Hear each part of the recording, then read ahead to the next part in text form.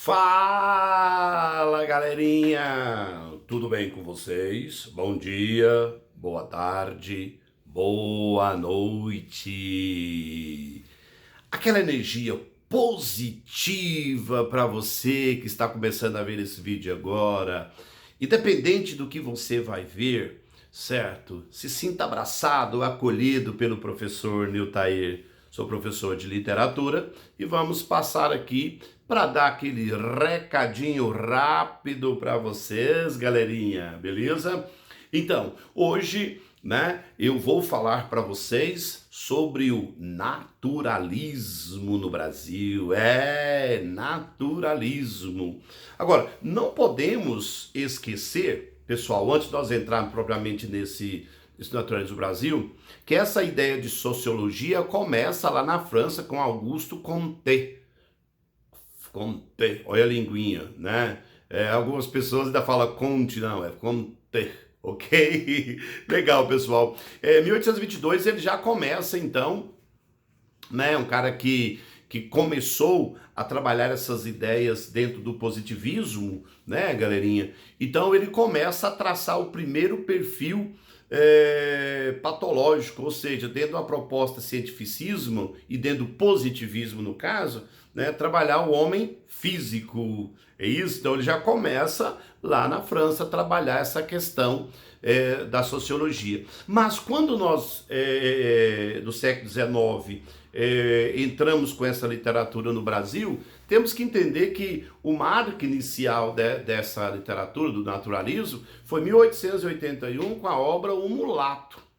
É uma obra que vem retratar, certo, sobretudo, comportamento humano. Sim, o comportamento humano. E dentro desse naturalismo, não podemos esquecer, certo, que é aí uma sequência do realismo. Tanto é que você vai ver realismo, naturalismo.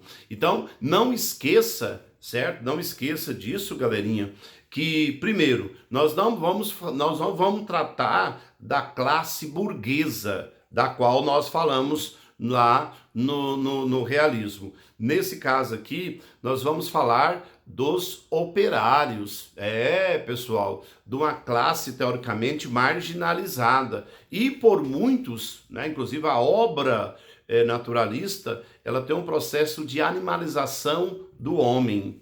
Animalização do homem, não no sentido, como se diz, depreciativo. Não, nós vamos trabalhar essa ideia orgânica do homem no meio em que ele está inserido. Por isso que temos ideias patológicas. Então nós vamos trabalhar esse homem, né, o homem operário. Por isso que eu vou usar uma linguagem do dia a dia, uma linguagem muitas vezes chula, né? Algumas pessoas pensam, nossa, professor, eu li uma obra naturalista, a linguagem ela é muito depravada, é uma linguagem feia, mas essa é a ideia, porque esse é o contexto que nós vamos trabalhar. Para que a obra fosse uma obra, né, real, eu tinha que usar essa linguagem do dia a dia, uma linguagem extremamente mais, como se diz, objetiva. E lógico, né, o que eu vou falar, como o próprio Darwin diria, eu vou falar do evolucionismo. Do evolucionismo. E o que mais, certo, pessoal, importa nesta ideia de naturalismo é nada mais, nada menos do que o ambiente. Galerinha, o ambiente que vai determinar o homem. Olha que interessante, né? Isso me lembra muito, né, a obra O Cortiço, que é óbvio que vocês conhecem essa obra, O Cortiço, e entendendo que essa obra foi cobrada dezenas de vezes nos vestibulares. E o que nós temos que entender? Sobretudo, meninos, que na obra O Cortiço, o principal personagem da obra é o quê? O próprio Cortiço. Por que o que é o próprio Cortiço? Porque o cortiço é determinante para a mudança de comportamento das pessoas que ali se inseriam. Não sei se vocês lembram, né? O cortiço começa de uma forma extremamente, como se diz, depreciativa. O cortiço ele começa a ser construído, beleza, pessoal, com produtos roubados. Então nós não vamos especificamente explicar a obra. Vamos usar só alguns elementos para a gente falar do naturalismo.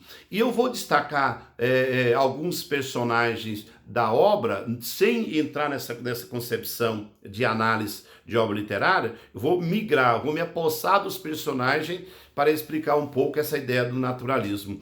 Eu tenho ali, né, uma figura muito casta, que era a Pombinha.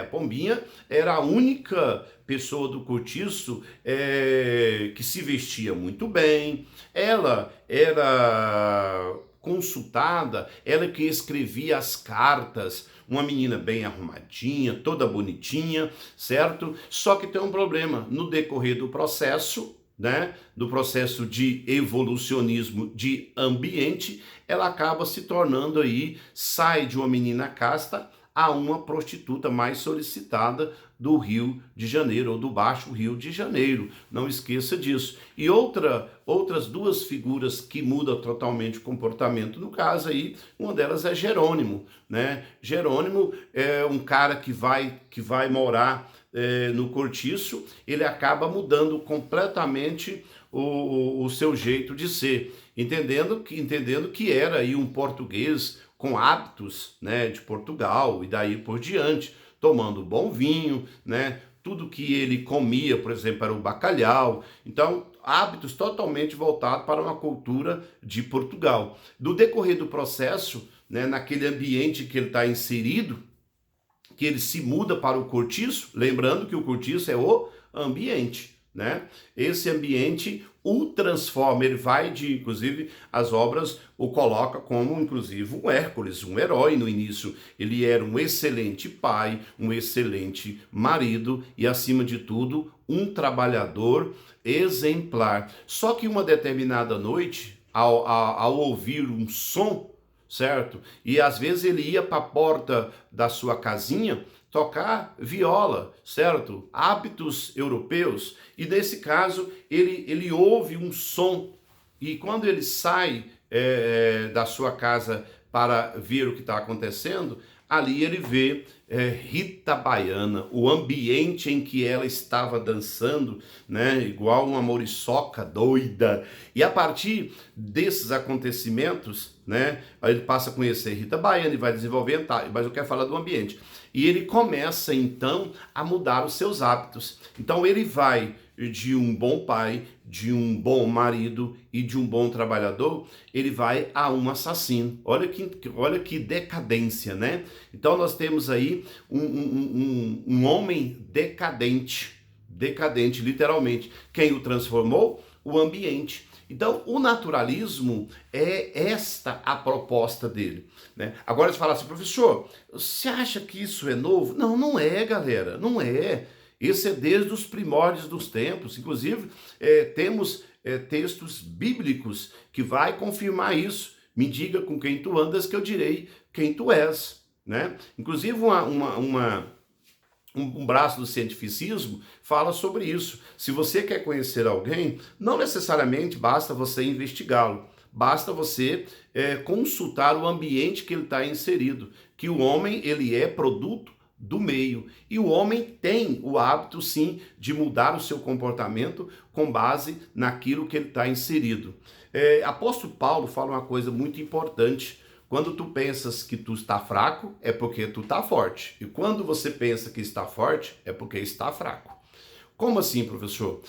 Conforme o ambiente que você vai estar inserido, certo? Vamos dar um exemplo simples, porém bem pertinente. Se você nunca ingeriu bebida alcoólica, você começa a andar com a galera que gosta de tomar bebidas alcoólicas, né?